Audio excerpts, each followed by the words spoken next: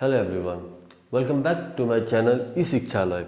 र आज हामी पढ्न गएको छौं grade 12 को one of the most important topic called cost reconciliation statement. मैले के भने त cost reconciliation statement.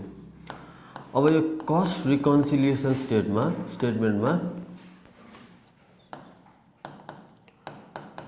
cost reconciliation statementमा हामीसँग दुईटा टर्म्स हुन्छ. एउटा हुन्छ cost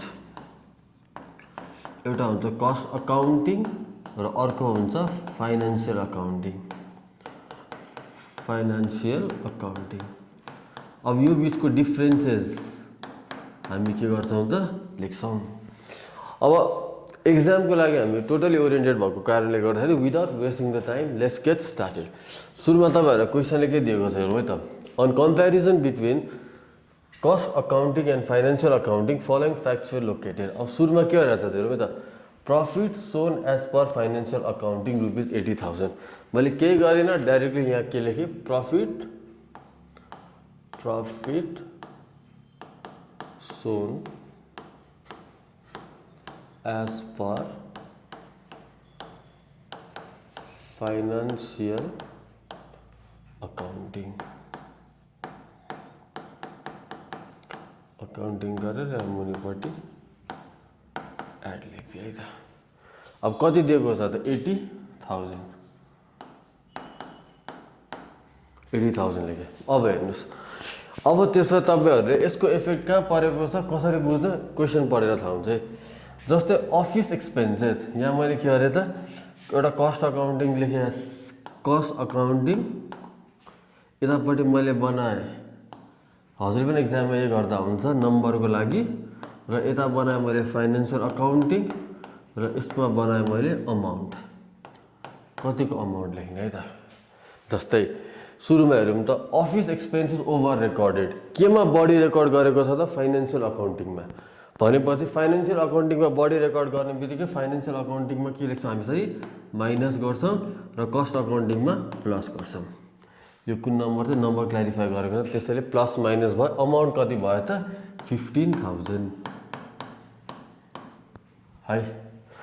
त्यसै गरिकन डिप्रिसिएसन ओभर रेकर्डेड. कहाँ बढी रेकर्ड गरे त डिप्रिसिएसन कस्ट अकाउन्टिङमा. कस्ट अकाउन्टिङमा हामी के गर्छौँ त माइनस गर्छौँ, यहाँ के गर्छौँ प्लस गर्छौँ. अमाउन्ट कति भयो त 5,000. त्यसै गरिकन income tax payment of rupees 6,000 only recorded in financial accounting. Income tax expenses कहाँ मात्रै रेकर्ड गरे त फाइनान्शियल अकाउन्टिङ. र तपाईलाई म एउटा सर्टकट के भन्न चाहन्छु भन्दाखेरि इन्कम ट्याक्स पेमेन्ट मात्रै भनेको भए पनि केमा मात्रै हुन्छ त यो फाइनान्शियलमा मात्रै रेकर्डेड हुन्छ है.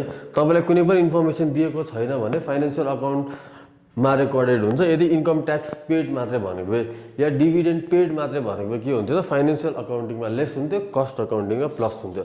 तर यो क्वेशनमा त इन्फर्मेसन दिएको छ income tax payment of rupees 6,000 only recorded in financial accounting. भनेपछि फाइनान्शियल अकाउन्टिङमा माइनस भयो, कस्ट अकाउन्टिङमा प्लस भयो.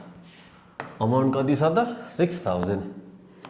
अब हजुरहरूले एक्जाममा पनि यसरी साइडमा गर्नुभयो भने it will be very easy for you to solve the question. अब फाइनान्शियल भनेपछि अब हामीले सबै कम्पेरिजन कोसँग गरे त कस्टसँग गर्ने है त.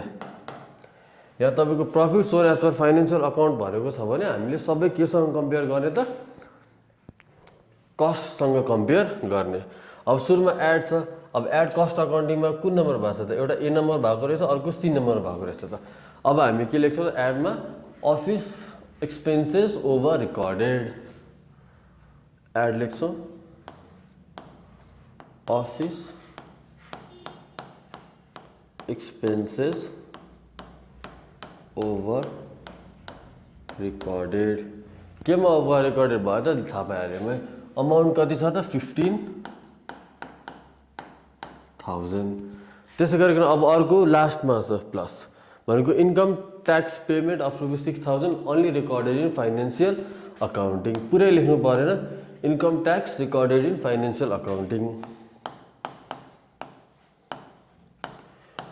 Income tax recorded in financial accounting. कति छ त कति रेकर्डेड भएको छ त 6000 अब यो 6000 हैन हामी यसरी लेख्छौं अब माइनसको मात्रै केस छ त्यसै अब हामी टोटल क्याल्कुलेसन गर्छौं अब टोटल क्याल्कुलेसन गर्दाखेरि के गर्छौं त 15 + 6 कति हुन्छ त 21000 अब 80000 + 21000 कति हुनु भयो त तपाईको 80 90 100 1,01,000 यो भयो नि त अब हामी त्यसपछि के गर्छौं त लेस गर्छौं लेस हेरौ है त एउटामा हामीले एड गर्यौं अब हामी के गर्छौं त लेस गर्दैछौं अब लेस गर्दा तपाईको के हुने भयो त हेरौ है त B number depreciation over recorded in cost accounting depreciation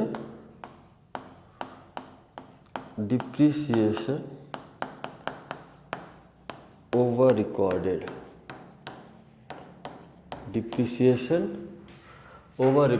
in cost accounting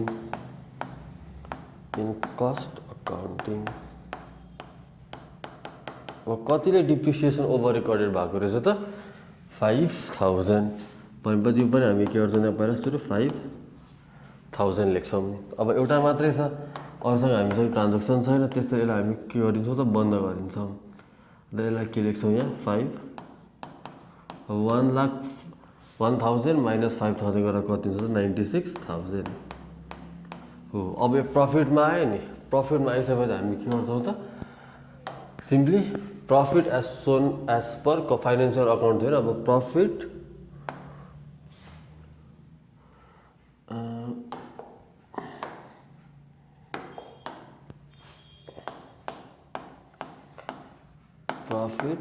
shown as per cost accounting यसरी हामी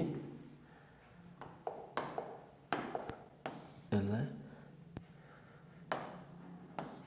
सर्ट गर्छौं सो यो रह्यो सर्ट एन्ड स्वीट च्याप्टर जुन चाहिँ एक्जामिनेसन पोइन्ट अफ भ्यूमा जम्मा 3 मार्क्सको लागि आउँछ इट्स भेरी इजी यसको लागि बढी डिटेल्सहरु हजुरहरुले स्टडी गर्नै पर्दैन सिम्पली मेरो यो क्वेशनलाई प्र्याक्टिस गर्नु एक्जाम पोइन्ट अफ भ्यूमा भेरी इम्पोर्टेन्ट छ त्यसैले do like, comment and subscribe to my channel. Till then, have a great time. Thank you.